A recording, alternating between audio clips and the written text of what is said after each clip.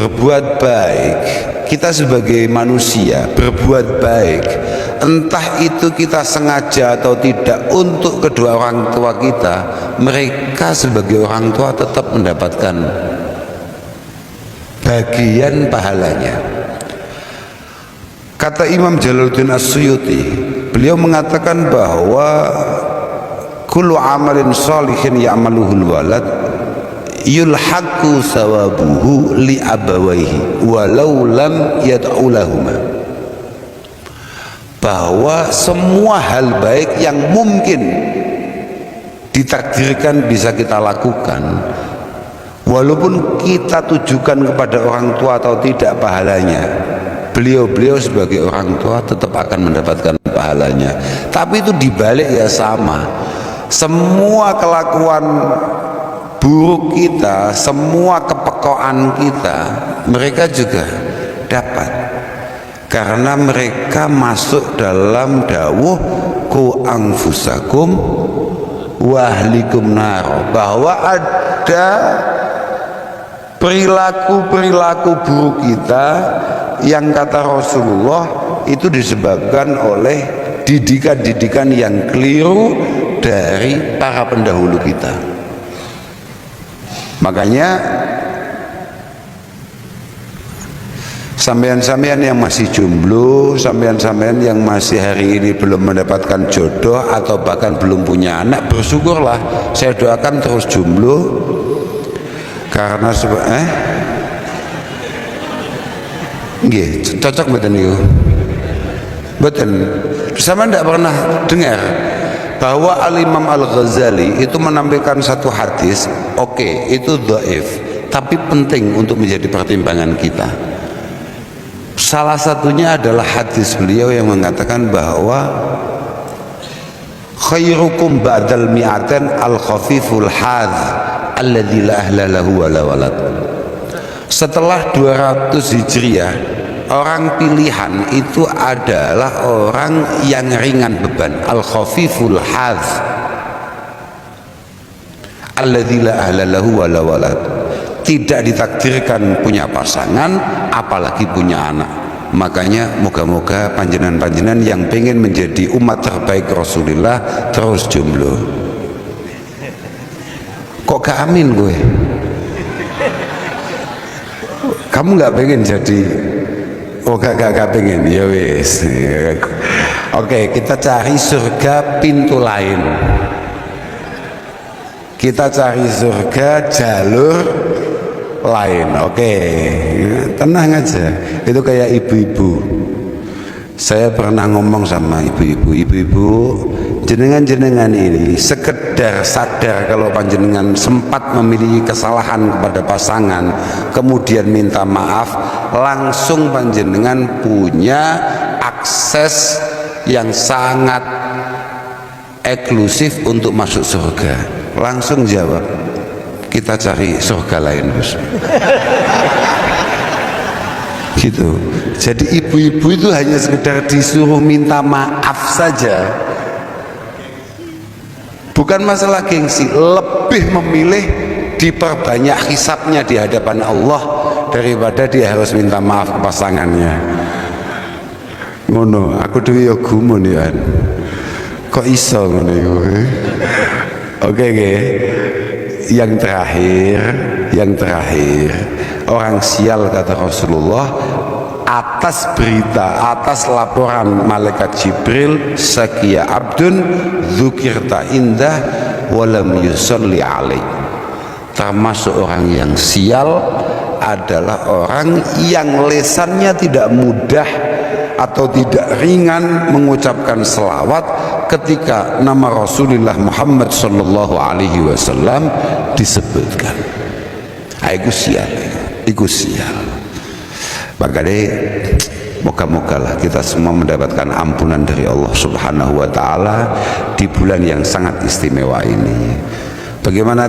Sudahlah, Kak pikir-pikir, memang sesial itu kita ini kalau sampai nggak dimaafkan, walaupun dosa kita banyak ya, kita sama-sama tahu ya. Ya saya ya kayaknya wajah-wajah sampean ya lumayan. Artinya kadang-kadang ya mikir juga kalau sampai iki nyapa tuh jadi aku kaget muskil lah misalnya kayak nyapo itu cowok kayak kaget bocah kok ono aku mau cerita apa sampai lali ya Cawin ini mesti NO ya ngene iki biasa pancen CEO yang menyamar. Oh begitu ya. Oh tahu-tahu CEO no piye ini. Aku mau cerita apa ya? Oh gini. Kenapa saya harus ngomong bahwa kalau naudzubillah summa naudzubillah kalau kemudian dosa kita yang segini banyaknya ini tidak mendapatkan ampunan di bulan Ramadan. Bayangkan Rasulullah itu juga menampilkan satu dawuh yang pada akhirnya ditulis oleh para ulama kita, entah itu Syekh Nawawi, entah itu Syekh Ihsan. Syekh Ihsan itu Jambes, saya sebutkan karena itu orang Kediri tapi menginternasional, bukan hanya menasional. Ulama-ulama kita itu top betul. Kayak tadi sore itu saya lagi bahas salah satu karya-karya ulama-ulama yang sangat luar biasa dari Indonesia. Salah satunya adalah karya-karya terbaik dari Syekh Mahfud At-Termasi. Mana namanya? Termas. Usaman Termas Mas. Lah, ayo. Kok gak meyakinkan? Oke. Apa tadi? Lah, di situ mengatakan bahwa lillahi fi kulli lailatin min layali syahri Ramadan indal iftar alfi atikin minan nar. Coba bayangkan, setiap buko maghrib paham ra? Sing poso biasanya paham, lek gak pate poso ya maghrib ketahuan. Makanya saya itu berangkat dari rumah memang sudah agak sore tadi itu. Bukan faktor apa-apa, karena saya tahu kalau dari Kediri ke Jogja kemudian nggak puasa mokel itu gak pantas, mek ngono tok masalahnya. Tapi kalau misalnya undangannya ke Jakarta atau kemana lah, itu saya semangat. Bahkan saya mungkin berangkatnya dari tadi malam. Mereka pantas toh, Jakarta malah poso kan gak luas. Lah iya toh. Loh Jakarta itu Pak, Jakarta itu menarik sekali. Jakarta itu saya tahun lalu itu di Jakarta, alhamdulillah jam 8 pagi di sana sudah sarapan Pak. Artinya jam 8 itu sudah maghrib di Jakarta. Jam 8 pagi di Jakarta itu di lobi itu sudah maghrib. Adzannya sama loh Pak, adzan maghrib sama zuhur sama adzan yang lain itu sama. Jadi kita itu pikirannya sudah cocok-cocok saja. Makanya wah ini kalau ke Jogja harus sore, karena kalau ke Jogja sampai nanti kita tidak puasa nggak bagus. Jogja Pak, mek Jogja kan itu gak pantas, tapi lek soto adoh ngono wis malah senggak iku poso. Gak bagus iku.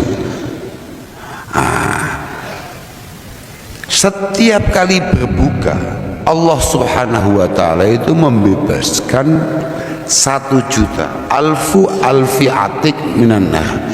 Ada 1 juta orang yang dipastikan harusnya masuk neraka, tapi kemudian apa istilahnya kalau tahanan itu diapakan, diamnesti apa? Remisi ya, mendapatkan remisi dari Tuhan untuk kemudian bisa terbebas dari neraka. 1 juta. Fa idza kana yaumul jum'ah a'taqa fi kulli sa'atin minha alfi atikin minan nar kulluhum yastaujibu an-nar. Kalau sudah malam Jumat, Kamis malam Jumat sampai hari Jumat, maka yang dibebaskan itu tidak lagi setiap iftar, tidak lagi setiap maghrib, tapi yang dibebaskan itu per jam 1 juta. kemudian kita nggak masuk di sana, kan tolol. Loh, wakeh tenan loh itu lah. Kalau setiap hari itu 1 juta, berarti kan seminggu itu sudah 7 juta orang yang dibebaskan itu. Lah kalau per malam Jumat per jam kali 24 jam, kemudian kita tetap nggak masuk, kan ya super tolol. Ngapain kita ini? Kita ini ngapain acaranya kok sampai tidak mampu terjangkau oleh maghfirah Allah Subhanahu wa taala yang sangat luas. Inna rahmati sabaqat ghadabi itu di mana? Kok sampai kita kok nggak kena itu? Ya kita memang super wah, tapi tolonglah. Masa nggak masuk situ?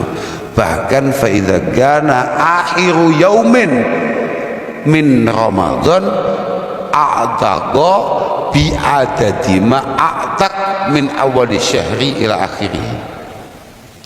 Bahkan ketika nanti malam lebaran jumlah itu akan dihitung, ditotal, kemudian Allah kembali membebaskan orang sebanyak itu. Terus kemudian kita tetap gak masuk. Naudzubillah, kan yo itu di atas tolol iku mbok apa jenenge gak paham aku. Makanya moga-moga ya kita aman lah. Cuma gini ya, yang perlu difahami oleh kita semua, kadang-kadang ya itu berat. Puasa itu istimewa karena semua ibadah itu pahalanya jelas, kalkulasinya jelas. Illa shaum wa ana ajzi bihi, kata Allah Subhanahu wa taala. Kecuali puasa. Puasa itu memang pahalanya sangat luar biasa, tidak ada yang tahu kecuali Allah sendiri. Cuma ulama sepakat, as-salaf yarawna annal ibadah itu tidak semata-mata bisaumi wassalati wasairi ta'at wal qurbat. Bahwa ulama dari dulu ngomongkan puasa yang kemudian dengan segala macam keistimewaannya, termasuk rahmat, maghfirah, itqun minan nar, itu tidak semata-mata hanya dengan kita ini melakukan puasa menahan lapar, kita ini melakukan banyak sholat di sana. Biasanya sholat ba'diyah qobliyah 2 rakaat nggak dilakukan, sekarang tarawih sok-sokan. Lah iya, awakmu kan ngono, awakmu tarawih ping 3 aktif ngono to ya. Istiqomah tarawih tanggal 1, tanggal 2, tanggal 3, tanggal 4 jiwamu wis Fir'aun. Loh, artinya jiwa-jiwa kamu kok nggak kayak saya ya? Melihat siapa begitu siap-siap mau ngopi mau apa, kamu berangkat ke masjid di hari keempat, pikiranmu wes ana ahsan minhu, ana khairun minhu, ana afdal minhu, ana atwa minhu. Fir'aun banget hanya karena tarawih 3 hari, hanya karena tarawih 3 hari. Padahal tidak ada satupun ulama yang menganggap bahwa tarawih itu adalah satu kewajiban. Jadi tarawih 3 dina tok, perasaane wong liya kabeh ahli neraka, dhek tok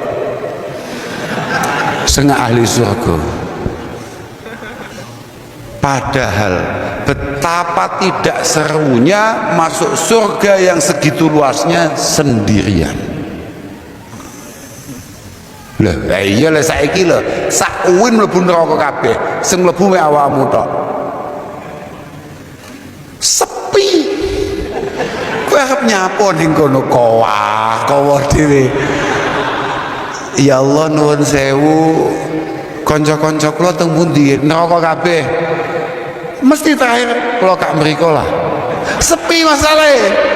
Karena mergo awakmu jiwa hasud mesti moga tekan akhirat. Kamu itu lebih suka kamu turun ke bawah daripada kamu ngajak orang lain ke atas. Makanya ulama mengatakan ibadah di bulan puasa dengan segala keistimewaannya ini tidak melulu terkait masalah bagaimana kita tadarus, bagaimana kita ini jamaah, bagaimana kita ini puasa, tidak. Tapi yang paling bagus adalah kafun nafsi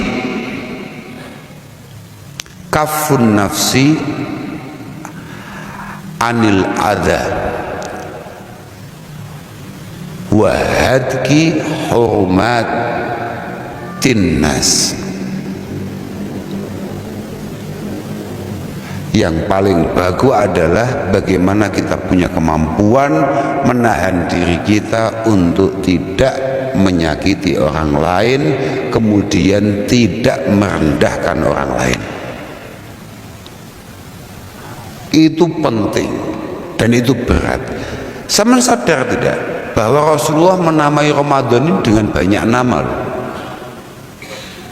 Oke, Ramadan adalah syahrul Quran. Makanya setiap tanggal berapa gitu, kalau sudah mulai akhir-akhir ada istilah nuzul Quran. Oke. Tapi harus tahu, di sini ini ada syahrul muasah. Di sini ini ada nama namanya Syahrul Ihsan. Di sini ada nama namanya Syahrul Sabr. Sama bisa lihat itu di kitab-kitab itu.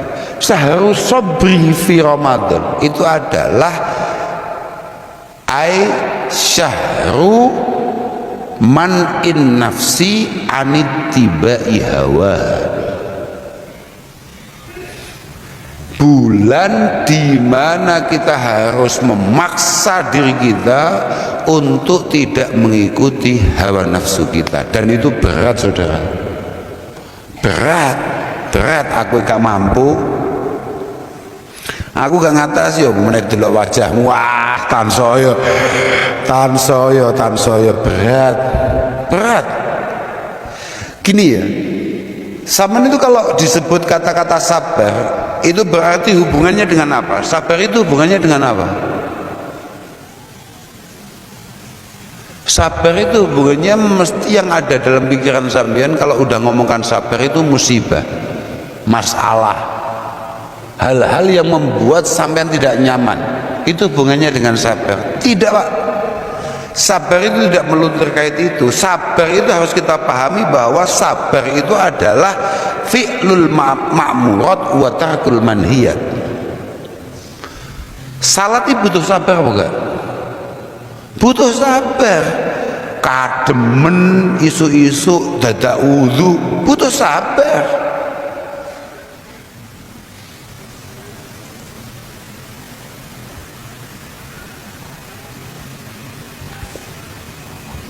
Ana bocah utange wakeh terkenal dhewe sak kampus tapi bendina klambine anyar, sabar gak awake dhewe?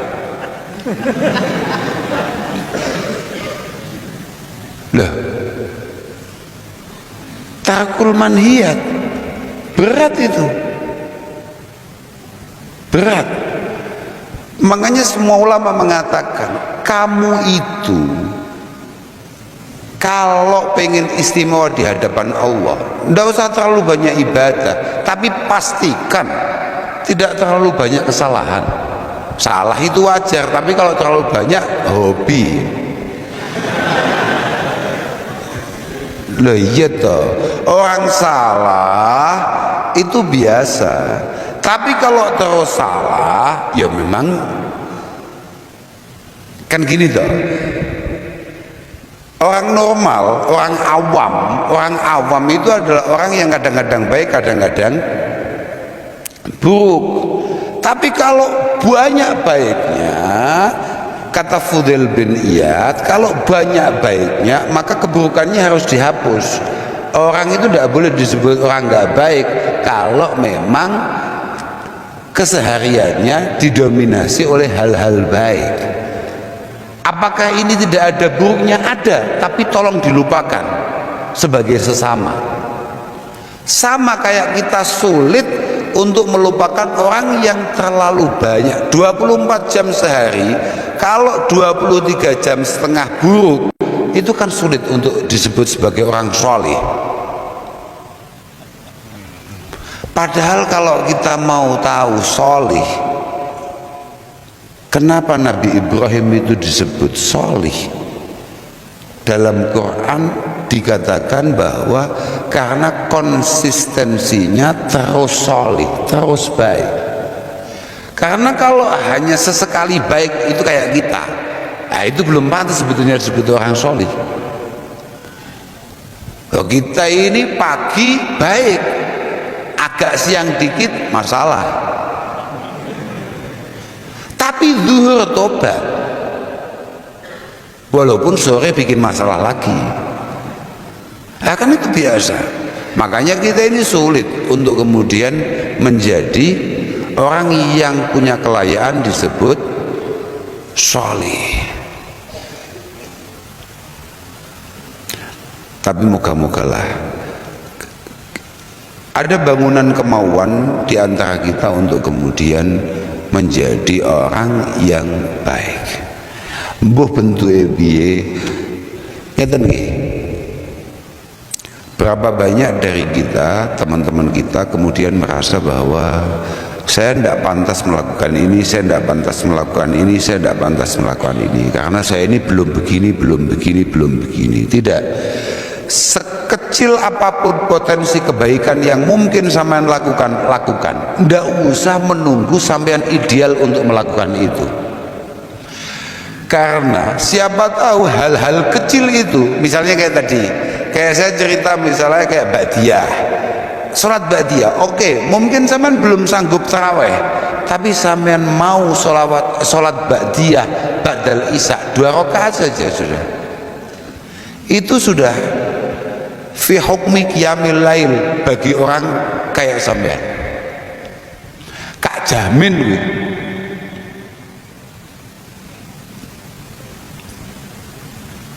Ketika sampean memiliki keseriusan untuk melakukan itu, sambil selalu menyadari bahwa panjenengan nih aku kon tarawih, aku tarawih imamnya rodok dawa didik, suratnya rodok dawa didik, nulis ngersulo. Saya kata kok, coning Jogja ini, imam cepet kambe imam rodok suwi ngono semangat diwamu dadi makmume. Iya, saya itu sebelum puasa satu ketika makan. Lah ketika makan itu sambil nunggu pesanan makan itu jadi, ya di Jogja ini tahu-tahu ternyata di samping itu ada musola enak gitu loh. Ada musola enak, saya sholat di situ. Lah ketika saya lihat imamnya datang, kemudian imamnya qobliyah, saya sudah mikir, ya memang kita kan kriminal ya otaknya ya. Kan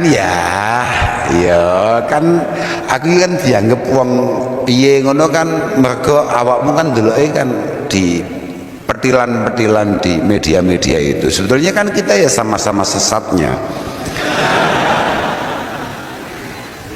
Ketika saya lihat imamnya itu datang kemudian sholat qobliyah, saya langsung di hati saya, ini aku melu makmum iki jelas suwi.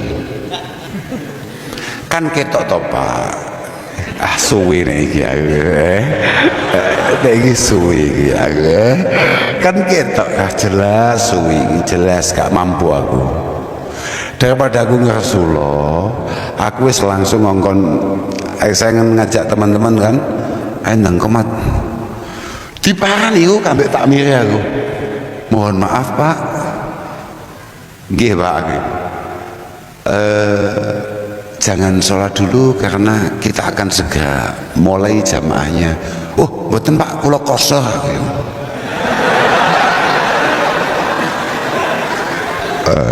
Ya kita kan sama-sama kriminal. Biasa tuh.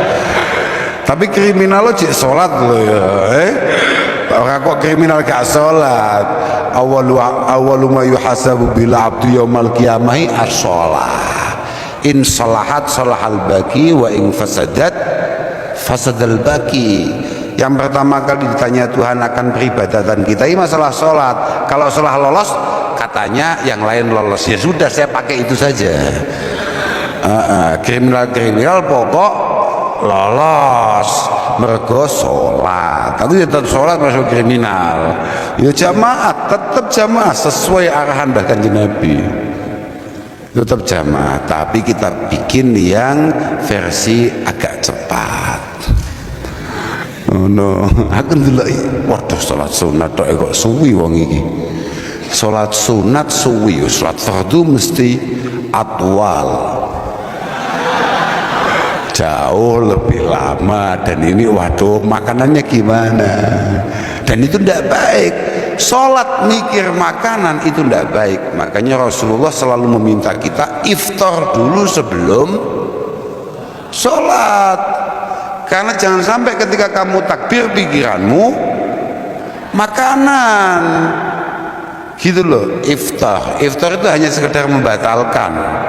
Lawamu gak rong piring ya yuk entek waktu isyae ngawur waktu maghrib entek sembrono awakmu ya. Ini gak gitu konsepnya. Gak gitu ya. Nggih. Makanya saya jamin lah sampean pokoknya hanya sekedar apalah ibadah-ibadah yang kira-kira sampean mampu. Saya di mana-mana selalu mengatakan la yukallifullahu nafsan illa wus'aha, la yukallifullahu nafsan illa wus'aha. Itu kan semua orang selalu mengatakan bahwa Allah tidak akan membebani kalian akan sesuatu yang kira-kira kalian nggak mampu. Itu kan pikiranmu adalah perjalanan hidup. Enggak. Sama bisa lihat di semua tafsir yang ada itu hubungannya sama ibadah. Artinya Allah tidak akan memerintahkan satu peribadatan, satu ritual ibadah, satu wadifah ibadah yang kira-kira membuat sama semua keberatan. Enggak. Bahkan Nabi itu tarawih hanya berapa hari, kemudian dipatahkan dengan beliau tidak keluar dari rumah karena khawatir kalau ini diteruskan nanti dijadikan wajib. Oh no, lagi cocok karena tahu, karena akhir zaman umat Rasulullah kayak kita 5 waktu yang bleset apa maneh. Oh no, lah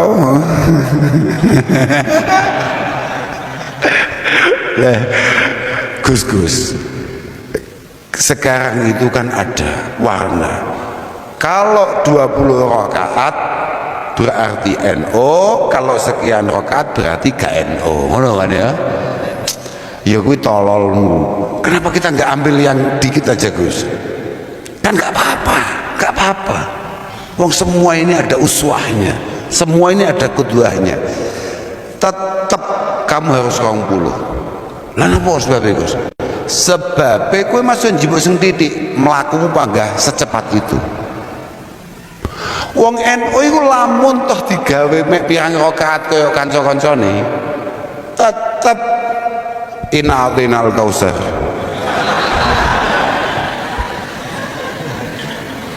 Loh, ya boga jelas delok bentukmu ngono kuwi.